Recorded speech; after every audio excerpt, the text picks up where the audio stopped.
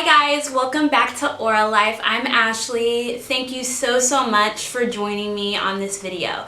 Today I'm going to talk to you a little bit about what a bucket list is and some of my top 10 tips and tricks on how to create your own.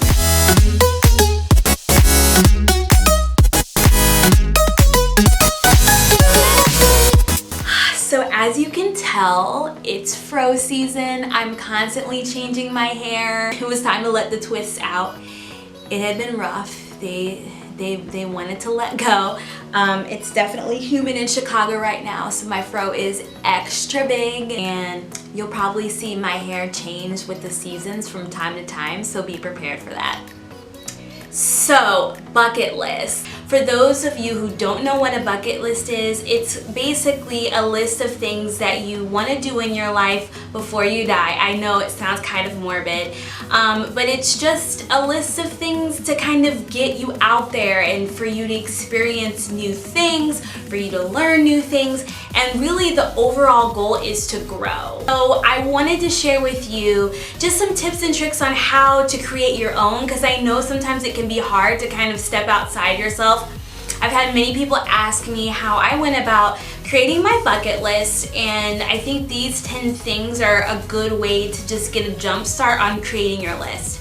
Number 1, think about BS. And by BS, I mean big and small. When you're creating your list, you want to come up with things that are big, that maybe a little bit out there. You don't want to really constrict yourself. So those big things could be traveling the world, going to every single continent. They could just be anything that's wild and out there. One of the things that I have on my list that isn't something that you can just do every day is to go to the Lantern Festival in Thailand. I've always wanted to do that. Put a picture or some kind of photo here of what it looks like. You light a lantern, you can send out a wish, a prayer, you could let something go. I've always wanted to go to this. Also, what I want you to do is focus on things that are small as well. So something as small as just learning how to acrylic paint or learning how to sew. Those are some of the things on my list. Planting a tree. Those things are a little bit more realistic. It gives you a breadth of new things and experiences to challenge yourself with. The reason why it's important to put those small things on your list is because once you do start to complete these things, you're gonna want to feel encouraged that you're actually getting these things done. And now and then you can just do one of those small things. It's a new experience for you. You're going outside of your comfort zone and you're checking a box off that list. So it's all about progression. So again, number 1, think BS. Number 2, make sure that you categorize your list. So for me personally, I like a bucket list that's very well-rounded. Again, that goes back to just growth and learning. You really want to be someone who's well-rounded, cultured, and I think it's really important that your list doesn't just include one type of activity, but it includes a variety. You don't want to have a bucket list that's all about traveling different places. You may love to travel, and that's great, but you might want to switch it up a little bit. Learn a new language, do things that are more local, learn a new skill. When you do, keep yourself so boxed into one category, especially if there's money involved, it can be really difficult to check those things off your list. You want to look back and you want to see how far you've gone from the time that you first started that list. So keep that in mind. My bucket list has 3 separate categories: mind, body, spirit. And all of those things are things I take into consideration with all of the items on my list. And that leads me to tip number 3. Make sure that you are including things that you're interested in.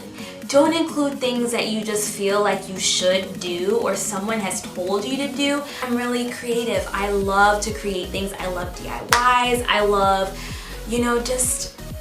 creating art and pieces. A lot of the items on my list are things that are pushing me to try new mediums, to try to sew. I want to learn different types of painting techniques. All of these things should be meaningful to you too as well. They should have a connection to your life.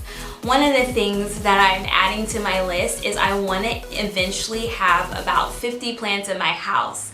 And that sounds really random, but my grandma was a plant enthusiast, and one of the first things that I did with her was help her take care of the church plants in my church.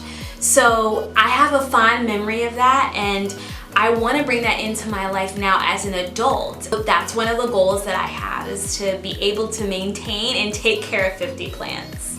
Now these categories can kind of also just represent your past, present, future. You can get fun with it and get creative about like what categories you want to do.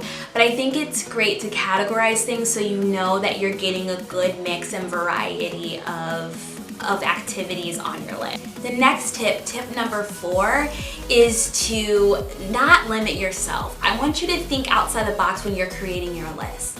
The goal of this is to push yourself, to push those boundaries. And I don't want you to think, oh man, like I would love to do this, but it's just not gonna happen to me. You never know where life's gonna take you, and you don't have to necessarily complete that specific item now. Write it down. And a lot of times those ideas will evolve and you'll understand kind of what your limits are, or even your interests might change. I had a goal this year. I actually had a separate like smaller list for 2019, and one of the goals I wanted to do is to push myself to do a headstand or a handstand by the end of the year in my yoga practice. I'm pushing towards that and I've made progress there, but I know that, you know, we're halfway through the year. It may not happen completely where I'm able to balance on my own, but the goal is to just push myself outside of my comfort zone to make progress towards that. But on a different note, today I actually learned how to do Birds of Paradise. It was my first time doing that pose, and that's a huge accomplishment. And I feel like, wow, I really made progress with my practice. So I think that it's okay to write those things down. You may not get them right away, but eventually, you know, if you put positive vibes out there, positive vibes will come back at you. I really believe that.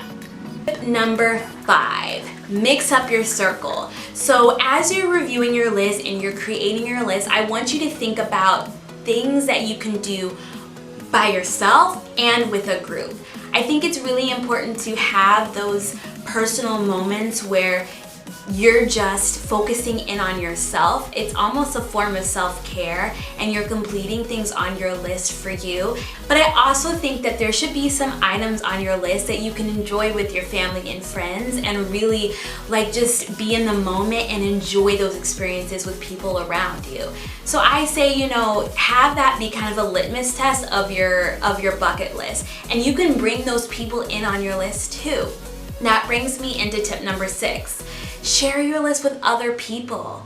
You know, you can collaborate, get ideas from everybody. I think that it's important because there may be something on that you add to your list that you didn't even think about. After talking to family and friends who also know you and know your interests, they may remind you of something or even expose you to something that you never thought you would do or complete on your list. That leads me to tip number 7, make it bigger than yourself. Your list should also include things that just make you feel good, and I think it's really important that if this is a list truly about the things that you're gonna do on this earth before you're gone, you should give back.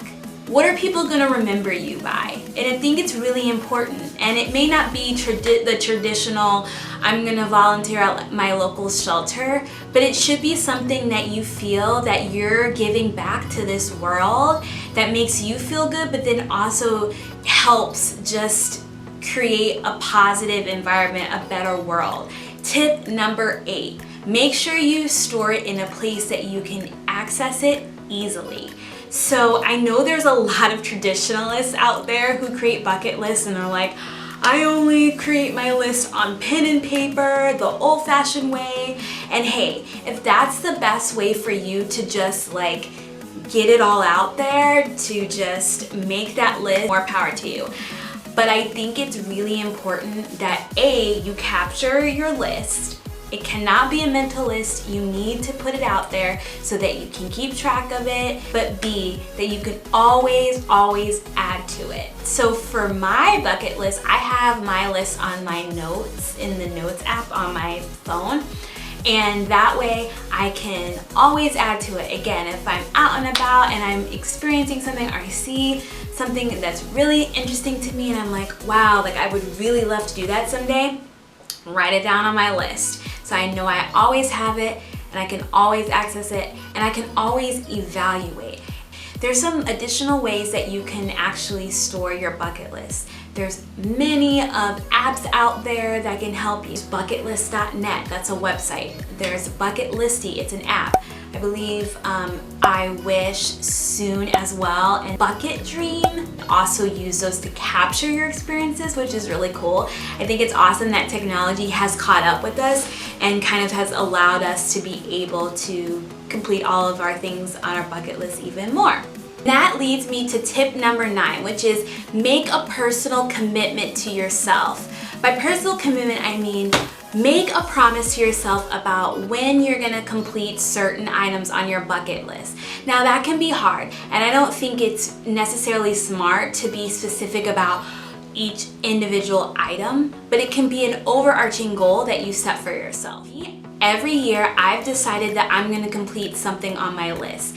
It's kind of like my birthday gift to myself, where I'm going to have an experience that I've always wanted to do, and it just kind of sets the groundwork for me for my year. And if I complete more than one item on my list, that's totally fine and that's great, but I know each year I'm gonna complete at least one. And I think that that's just enough, especially with all the day-to-day hustle and bustle. It can be really hard to do something on your list even every month. So it has to be something that's realistic for you. Another way that you can help organize yourself is you can break up and categorize your list after it's completely filled out by time commitment. So you can actually organize it by, these are doable within a month or 2 months. This is something that I want to complete this year. Or this is something I want to complete in 5 years time because I know it's going to take a little bit of extra time to complete that. So you can totally do that. Best is if I just have a general idea of that I'm gonna do 1 or 2 each year. That way I don't box myself in, and if I want to switch the specific goal for that year around, I can do that. 10th and final tip is to always add. You're never gonna stop adding to your list. The whole idea of a bucket list to me is that this is a living document. It's all about growth, learning, new experiences, staying open-minded, and so you don't want to box yourself in. Really, the whole goal is to not complete your bucket list because you're always going to have new interests, you're always going to learn new things. That'll help you bring in the spontaneity to this. Having a bucket list can kind of seem very type A because it's like, oh, I'm planning out my life, but not necessarily. You can create this list to do whatever you'd like it to do. The whole point of just writing it down is so you don't forget. But overall, bring in the spontaneity of it. And when you're doing these things, live in the moment. So I do want to share a little bit of my bucket list with you guys, and I'll also stream it here just so that you can kind of see some of the things on my list. The point of this channel will also be to help me document these things, so as I'm going through some of the bucket list items, I'm hoping that it'll inspire you guys to complete some things on your list and maybe give you new ideas. But some of the things that I have on here, I mentioned acrylic painting. Actually, what it's called is acrylic pour painting. So I'm hoping to do that by the end of the year. It's a different type of technique. I'm classically trained to paint with acrylic paints when I went to school, but I want to learn some new just mediums and techniques, so that'll be interesting. Going skydiving, learning a new language. I'm really interested in learning Spanish. Of course, there has to be some rave stuff on here, so I really want to go to Tomorrowland. I'm adding Burning Man on to this list too, which I know is not an EDM festival, but I'm really interested in the art aspect of that. A lot of trips. I need to learn how to swim. Yes, guys, I don't know how to swim. I think that is just a skill you need to have for survival, so definitely need to do that one. I want to go on a yoga retreat. Just wanted to give you kind of a little look at my list so you can get some ideas and get inspired for your own. So I hope you enjoyed these bucket list tips and I hope you find them helpful. Let me know if you're interested in starting your own bucket list or if you already have one, and some of your tips that may have not been mentioned here are things that you thought about when you're creating your list. I'd love to hear more down below in the comments. Make sure you click subscribe to Aura Life with Ash. I'd love for you to watch even more videos like this from my channel, and you can click the bell as well if you want to be notified when a new video is gonna pop up. A like button if you like these types of videos, and let me know some of the new things that you'd love to see me do. I'm really excited to share these positive vibes, self-care videos with you guys. This is where we're really gonna start to get into some fun things. I have so many things planned, so let me know what you'd like to see from me, and thank you so much for the support. I really appreciate just all the love and feedback just from my initial vlogs. Until next time, bye guys!